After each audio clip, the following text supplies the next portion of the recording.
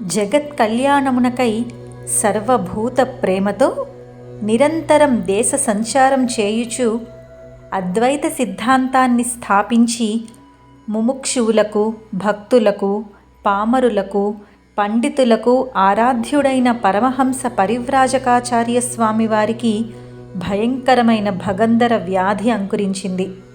ఇది చాలా బాధాకరమైన వ్యాధి. ఎల్లవేళలా రక్తస్రావం జరుగుతూ ఉంటుంది. అందువలన శంకరుల వారి కౌపీనము, సాఠీలు రక్తంతో తడిసిపోతూ ఉండేవి. వాటినన్నింటినీ తోటకాచార్యుల వారు శుభ్రం చేస్తూ గురుదేవులను రక్షించుకొనుచు భక్తి శ్రద్ధలతో సేవలు చేస్తూ ఉండేవాడు. ఎంతమంది ఎన్ని ఉపచారములు చేసినా వ్యాధి తీవ్రత పెరగసాగింది. శిష్యులందరూ ఆందోళన చెందారు. ఒక రోజున శిష్యులందరూ కలిసి శంకరాచార్య స్వామివారి ఎదుట నిలబడి పాదాభివందనం చేసి మౌనంగా ఉండిపోయారు. శంకరులు వారి కేసి చూస్తూ ఉన్నారు. వారు ఏమీ మాట్లాడలేదు. చివరగా ధైర్యం తెచ్చుకొని, జగదుద్ధారక, జగద్గురో, తమకు తెలియని విషయాలు ధర్మాలు ఏమీ లేవు. మీ యొక్క శారీరక పరిస్థితి చాలా విషమంగా ఉంది. మాకు కలుగుచున్న బాధలు మీతో ఏమని చెప్పగలము? స్వామి, మమ్ములను క్షమించండి. సంకల్ప వికల్పములు ఏమీ లేకుండా మీరు నిశ్చింతగా ఉండగలరు. ఆత్మతత్వంలో మునిగి మీరు ప్రకృతిని మరచిపోగలరు. శరీరములు దృఢము కావని, నీటి బుడగ వంటివి అని మీరు నిరూపించగలరు. శరీరానికి సంభవించిన వ్యాధులు, కష్ట సుఖములు అనుభవించవలసినదే. ఈ సత్యమును గ్రహించిన మీరు శరీరముపై ఎట్టి వ్యామోహము లేనివారు. రుణశేషము, పితృశేషము, శత్రుశేషము ఉండకూడదని మీకు కలిగిన వ్యాధిని మీరు చిరునవ్వుతో స్వీకరించగలరు. కానీ గురుదేవా, మేము అల్పులం. మీకున్న ధైర్యం మాకు లేదు. మీ శరీరం యొక్క ఆరోగ్యం దేని వలన లభిస్తుందో మాకు తెలియజేసి దానికి తగిన ఉపాయాన్ని సెలవీయండి అన్నారు. శిష్యులు పలికిన మాటలను శ్రీ శంకరులు సావధానంగా విన్నారు. కానీ ఏమీ సమాధానం చెప్పలేదు. మౌనంగా ఉండిపోయారు. గురుదేవుల యొక్క మౌనం శిష్యులను మరింతగా బాధపెట్టింది. తమ యొక్క ఆవేదనకు ఆయన అంగీకారాన్ని సూచించకపోవుటచే దిగులు పడిపోయారు. గురుదేవా, శరీరము నశ్వరమని, దానిపై మీకు అభిమానము లేదని జగమెరిగిన సత్యం. అయినను మీకు గల వ్యాధిని చూసి మేమందరం బాధపడిపోతున్నాం. స్వామి, మీ యొక్క వ్యాధిని నివారించగల వైద్య ప్రముఖులు అనేక మంది ఉన్నారు. వాళ్లను మీకు వైద్యం చేయుటకు అనుమతిని ప్రసాదించండి. దానిని నయం చేయుటకు సరి అయిన ఉపాయాన్ని తెలియజేయండి. మా యొక్క మాటలను మన్నించి వ్యాధిని తగ్గించుటకు కావలసిన వైద్యంను చేయించుటకు అనుమతినివ్వండి అని పలు విధాలుగా ప్రార్థించారు. వారి మాటలలోని బాధను శంకరులు గ్రహించారు. తన యొక్క శరీరముపై శిష్యులకు గల అభిమానాన్ని చూసి ఆనందించారు. వారిని సంతోషపెట్టుటకై, నాయనలారా, రోగమన్నది కర్మఫలితమే. గత జన్మలో మనకు తెలిసి చేసిన పాపముల యొక్క, తెలియక చేసిన పాపముల యొక్క ఫలితములను జీవుడు అనుభవించి తీరవలసినదే. కర్మ ఫలములను అనుభవించవలసినదే కదా. వాటిని సంపూర్ణంగా అనుభవించకుండగా వైద్యము చేయించి కర్మ ఫలములను దూరంగా గెంటివేసినచో వాటిని అనుభవించుటకు మరొక జన్మను మరలా తీసుకోవాలి కదా. ఒకే కర్మ ఫలాన్ని ఒకే జన్మలో అనుభవించుట సుఖమా? మరొక 2-3 జన్మలయందు అనుభవించుట సుఖమా? మీరే చెప్పండి అన్నారు. మరొక రహస్యం వినండి. ఈ జన్మలో లభించిన దీర్ఘకాల వ్యాధులు గత జన్మకు సంబంధించినవి. అవి వైద్యము చేత తగ్గేవి కావు. వాటిని అనుభవించవలసిందే. వైద్యం వలన కొద్దిగా ఉపశమనం లభిస్తుంది. ఎప్పటికైనా ఈ శరీరం రాలిపోయేదే. నశించు స్వభావం కల ఈ శరీరంపై వ్యామోహం పెంచుకొనకూడదు అని ఉపశమన వాక్యాలతో శిష్యులను సముదాయపరిచారు. తమ యొక్క విన్నపాన్ని గురుదేవులు సున్నితంగా తిరస్కరించుట శిష్యులకు సంతోషాన్ని ఇయ్యలేదు. వారి యొక్క మానసిక ఆందోళన మరింతగా పెరిగింది.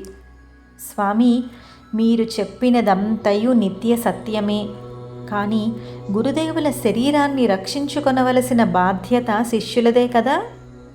మిమ్ములను కాపాడుకొని రక్షించుకొనుట శిష్యులమైన మా యొక్క ధర్మము, బాధ్యత, కృతజ్ఞత. కావున మా యొక్క కోరికను మన్నించి వ్యాధికి తగిన చికిత్స చేయించుకొనుటకు తమరు అనుమతిని ప్రసాదించాలి అని ప్రార్థించారు.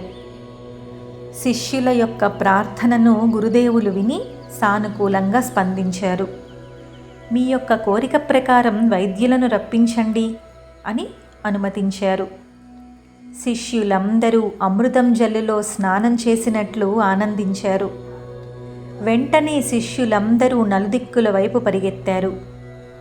అశ్వినీ దేవతల వంటి వైద్యులను తీసుకొని వచ్చి గురుదేవులను చూపించారు. వైద్యులు గురుదేవులకు నమస్కరించి రోగ లక్షణాలను తెలుసుకొని వైద్యం ప్రారంభించారు. ఎన్ని రకముల మందులు ఇచ్చినా రోగం తగ్గలేదు.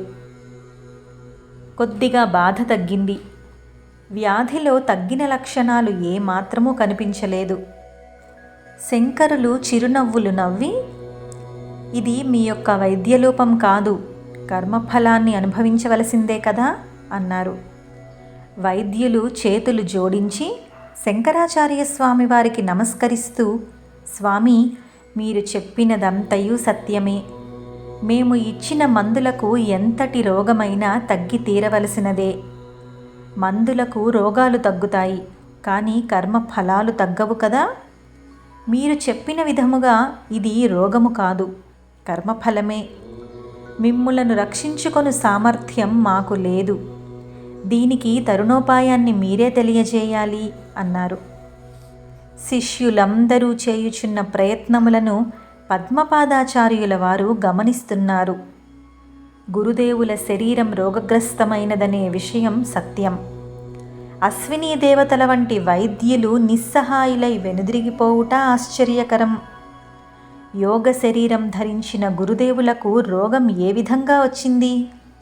పూర్వజన్మల పాపకర్మ ఫలాలు రోగాలుగా వస్తాయని గురుదేవులు చెప్పుచున్నారు. అది సత్యమే, శాస్త్ర సమ్మతమే. సాక్షాత్ పరమశివుని అవతారమైన గురుదేవులకు పూర్వజన్మ ఎక్కడిది? కావున ఇందులో ఏదో ఒక రహస్యమున్నది. దానిని జాగ్రత్తగా గమనించి నివారణోపాయాన్ని గ్రహించాలి అనుకున్నాడు. ఆచార్య స్వామి పూర్వజన్మకృత పాప ఫలాన్ని రోగరూపంలో అనుభవిస్తున్నారు అను మాటలో సత్యం లేదు. అయితే రోగాన్ని అనుభవిస్తున్న మాట సత్యం. దేశ దేశాలు సంచరిస్తూ ఎందరో కుమస్థులను జయించిన ఆచార్య స్వామిని ఒకరో ఇద్దరో మతఛాందసులైన శత్రువులు ఉండి ఉండవచ్చు. వారిలో ఎవరైనా క్షుద్ర ప్రయోగం చేసి ఉండవచ్చు అనే ఆలోచనలోనికి వచ్చాడు. పద్మపాదుని ఆలోచనలోని అనుమానం నిజమైంది. వైద్యానికి రోగాలు తగ్గుతాయి, కానీ క్షుద్ర విద్యలు తగ్గవు కదా. వెంటనే తన ఆరాధ్య దైవమైన లక్ష్మీ నరసింహస్వామిని మనసారా ధ్యానించాడు. తన గురుదేవులకు చేసిన క్షుద్ర విద్యా ప్రయోగాన్ని ఉపసంహరించమని నరసింహస్వామిని ప్రార్థించాడు. పద్మపాదుని నిస్వార్థమైన ప్రార్థనను నరసింహస్వామి విన్నాడు. గురుభక్తికి సంతోషించాడు. వెంటనే క్షుద్రశక్తిని ఉపసంహరింపచేశాడు. ఉపసంహరింపబడిన క్షుద్రశక్తి ప్రయోగం చేసిన కాపాలికుని ఆశ్రయించింది. కాపాలికుని శరీరం రోగాల పుట్టగా మారిపోయింది. శంకరుల వారి శరీరం నుండి రోగ లక్షణాలు తగ్గుతున్నాయి. కొద్ది రోజులలో సంపూర్ణ స్వస్థత చేకూరింది. శంకరులు కూడా ఉల్లాసంతో బోధనలు చేస్తున్నారు. శిష్యులందరి ముఖాలలో ఆనందం తాండవించింది. తనంతట తానుగా రోగం ఏ విధంగా తగ్గిందో శిష్యులకు తెలియలేదు. పద్మపాదుడు ఎవరికీ చెప్పలేదు. తమను సంతోషపెట్టుటకై సద్గురుదేవులే తమ యొక్క యోగ శక్తితో తన రోగాన్ని తగ్గించుకున్నారని శిష్యులు ఊహించి ఆనందపడిపోయారు. పద్మపాదుడు మౌనంగా చూస్తూ ఉండిపోయాడు. శంకరుల వారికి శరీరం సుఖంగా ఉంది. ఒకానొక సాయంకాలం ఆచార్యస్వామి గంగానదీ తీరంలో కనులు మూసుకొని ధ్యానంలో ఉన్నారు. అదే సమయాన శంకర భగవత్పాదుల వారికి తమ పరమ గురువులైన గౌడపాదాచార్యుల వారి దర్శనం లభించింది. ధ్యానములో ఉండగా సద్గురు దర్శనమైనదని సంతోషించుచు కనులు తెరిచి చూడగా ఎదురుగా గురుదేవుల దర్శనం కలిగింది.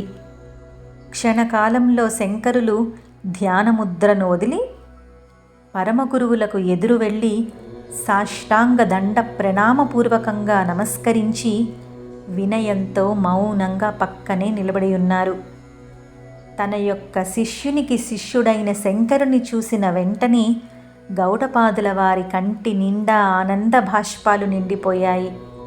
శంకరుణ్ణి దగ్గరగా తీసుకొని ఆప్యాయతతో పలు విధాలుగా శంకరుణ్ణి అభినందించారు. అనంతరం వారిరువురు అనేక శాస్త్ర విషయాలను, వేదాంత శాస్త్ర విషయాలను చర్చించుకొనుచు ఆనందానుభూతిని అనుభవించారు. కొద్ది సమయం తర్వాత శంకరులు గురుదేవులకు నమస్కరించి, పరమగురువర్య, మీ దర్శన భాగ్యంచే నా జన్మ ధన్యమైంది. ఈ సాయంకాల సమయం సుదినం. తమ యొక్క అనుగ్రహ సౌభాగ్యంతో మూగవారు మాట్లాడగలుగుతున్నారు, కుంటివారు కొండ్రలెక్కగలుగుతున్నారు. అపార కరుణాసాగరులైన శ్రీ గోవింద భగవత్పాదాచార్యుల వారిని శిష్యునిగా చేసుకొని మీ యొక్క విజ్ఞాన సంపదను అంతటినీ ఆయనకు అందించారు. గురుదేవుల కరుణా కటాక్షములతో సకల శాస్త్ర సంప్రదాయాలను, వేద విజ్ఞానాన్ని పరిపూర్ణంగా నేను కూడా తీసుకొనగలిగితిని. నా యొక్క పూర్వజన్మ సుకృత ఫలంగా ఈరోజు మీ యొక్క దర్శన భాగ్యం నాకు లభించింది అని శంకరులు గౌడపాదాచార్యుల వారికి మరి ఒక మారు పాదాభివందనం చేశారు. తన యొక్క శిష్యుడు గొప్పవాడై అందరి చేత మన్ననలను పొందుతూ గౌరవింపబడుతూ కీర్తింపబడుచున్నప్పుడు ఆ శిష్యుని యొక్క సద్గురువు పొందు ఆనందం వర్ణనాతీతం. శిష్యుని వలె ప్రశిష్యుడైన శంకరాచార్యుల వారు కూడా జగద్గురువుగా శిష్య సముదాయంతో కీర్తింపబడుచుండగా గౌడపాదుల వారు ఆనందసాగరంలో మునిగిపోయారు. అపారమైన గుణ సంపత్తితో, నిరుపమాన ప్రజ్ఞా పాటవాలతో, అసాధారణ ప్రజ్ఞా పాటవాలతో, అప్రతిహత వాద ప్రతివాదములలో ప్రకాశించుచు వినయ విధేయతలతో తన ముందున్న ప్రశిష్యుణ్ణి చూస్తూ, నాయనా, నీ యొక్క శక్తి సామర్థ్యాలను, వేద విజ్ఞాన సంపదను, భాష్య రచన నైపుణ్యమును గురించి నా యొక్క శిష్యుడైన గోవిందుడు చెప్పగా విన్నాను. ఇప్పుడు కనులారా చూస్తున్నాను.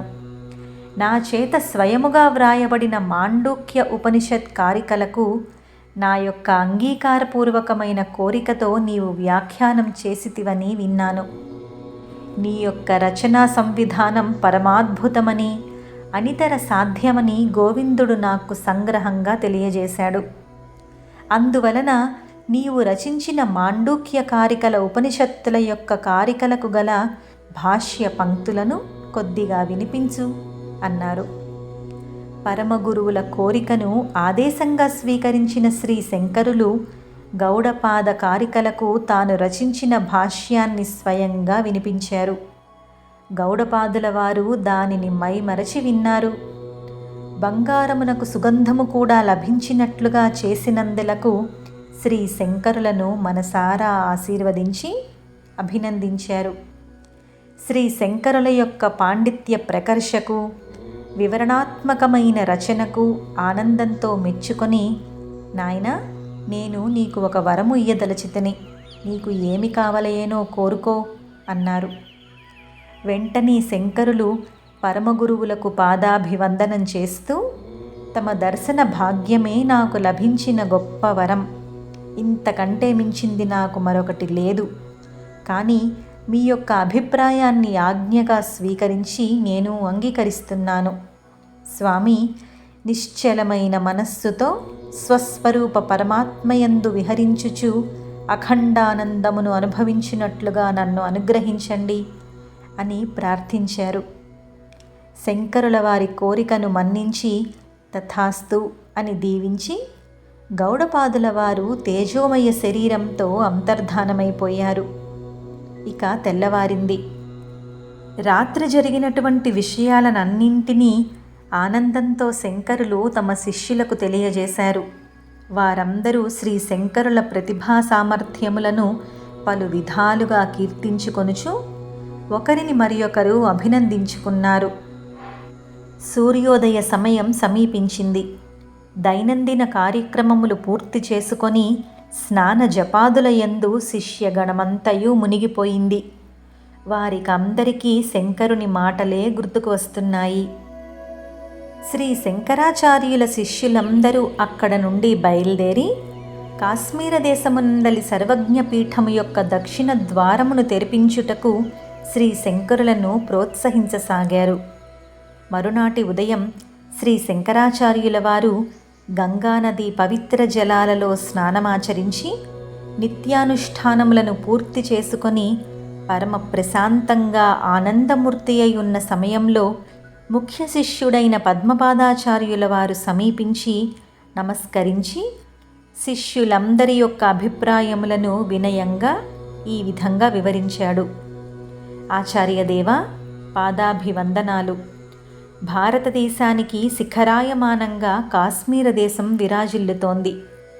అందులో జగత్ప్రసిద్ధి చెందిన శారదా పీఠముంది. చదువుల తల్లి అయిన శారదాదేవియే ఆ పీఠానికి అధిదేవత. శారదా పీఠానికి 4 దిక్కులయందు 4 ద్వారాలు ఉంటాయట. దీనికి సర్వజ్ఞ పీఠమనే పేరు కూడా సుప్రసిద్ధంగా ఉంది. సర్వజ్ఞులైన వారు మాత్రమే ఆ పీఠమును అధిరోహించుటకు అర్హులు. అర్హులు కానివారు శారదా పీఠంలో ప్రవేశించుటకు ప్రయత్నించినప్పటికీ శారదాదేవి అంగీకారము లేనిచో ప్రవేశ ద్వారములు తెరుచుకొనవట. శారదా పీఠంలో 4 దిక్కులలోని ద్వారముల వద్ద 4 పీఠములు ఉంటాయట. భారతదేశం యొక్క 4 దిక్కులయందలి పండితులు ఆయా ద్వారముల ద్వారా ప్రవేశిస్తున్నారు. 4 పీఠములకు ఎదురుగా సర్వజ్ఞ పీఠముంటుంది. 4 పీఠముల యందు సర్వోత్తములైన వారు మాత్రమే సర్వజ్ఞ పీఠాన్ని అధిరోహించుటకు సమర్థులు. భారతదేశమునకు తూర్పు దిక్కున గల దేశముల నుండి కొందరు పండితులు తూర్పు ద్వారము నుండి ప్రవేశించారు. అదేవిధంగా పడమర, ఉత్తర దేశముల యందు సుప్రసిద్ధులైన పండితులు ఆయా ద్వారములను తెరిపించి లోపలికి ప్రవేశించగలిగారు. ఇంతవరకు దక్షిణ దిగ్భాగము నుండి ఏ ఒక్క పండితుడు తన యొక్క పాండిత్య ప్రభావంతో దక్షిణ ద్వారాన్ని తెరిపించి లోపలకు ప్రవేశించలేకపోయాడు. దాక్షిణాత్యులైన పండితులందరూ దీనిని అవమానంగా భావిస్తున్నారు. దక్షిణ భారతదేశంలో ప్రతిభావంతులైన వారు ఎవ్వరూ లేరని ఔత్తరాహులు హేళన చేస్తున్నారు. దక్షిణ దేశంలో ఇప్పటి వరకు ఒక్క ప్రజ్ఞావంతుడు కూడా పుట్టలేదని భారతదేశ ప్రజలందరూ నమ్ముతున్నారు. దాక్షిణాత్యులకు ఇది చాలా అవమానకరమైన విషయం. దీనిని పరిష్కరించి పరిహారము చేయు సామర్థ్యం మీకు మాత్రమే కలదని మేమందరం మనసారా నమ్ముతున్నాం అన్నారు. పద్మపాదాది శిష్యుల యొక్క మనోభావాలను శంకరులు గుర్తించారు. దాక్షిణాత్యులలో ఇంతవరకు ఏ ఒక్కరూ కూడా కాశ్మీర దేశంలో సర్వజ్ఞ పీఠంలో గల దక్షిణ ద్వారాన్ని తెరిపించలేకపోవటం అవమానంగా భావించారు. దాక్షిణాత్యుల యొక్క అవమానమును తొలగించాలని శంకరులు నిశ్చయించారు. జీవితంలో ఇంతవరకు అపజయం అనునది ఎరుగని సరస్వతీ స్వరూపుడైన శంకరులు సర్వజ్ఞ పీఠాన్ని దర్శించాలని, తన శిష్యుల యొక్క మనోభావాన్ని, కోరికను నెరవేర్చాలి అని భావించారు.